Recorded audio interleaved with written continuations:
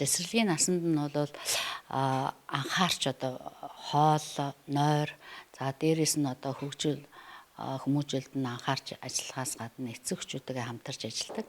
За бие бэлдрийн хөгжүүлэх чиглэлээр дээрэс нь оюун ухаан, танин мэдгүй хөгжүүлэх чиглэлээр эцэг эхчүүдтэй хамтарч сургалт сурчлагаа явуулдаг. За дээрэс нь эцэг эхчүүд маань зөвлөгөө зөвлөмжийг аваад хэрэгжүүлдэг байх хэрэгтэй гол нь. За тэгээд хүүхдийг одоо утсанд хит хамааралтай болохгүй байх зөндөө аргууд байна. Нэгдүгээрт одоо ном уншиж өгөх, үлгэр ярих тий. За хамтдаа тоглох.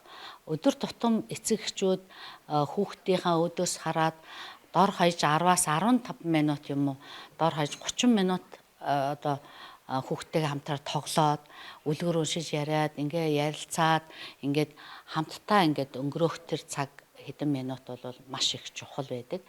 Тэгээд дурсамжтай, тэгээд дээрэс нь хүүхдэд танин мэдхүй болон одоо сэтгэл зүйн хувьд бол маш их өр өгөөжтэй байдаг. Эцэг эх ойр дотн байх тусмаа л ирж байгаа цэцэрлэгт ирж байгаа хүүхдүүдийн баяр баясгал тэгээд дээрэс нь одоо суралцж байгаа тэр хугацаанд бол хүүхдүүд маань эрэх сэтгэлтэй байдаг.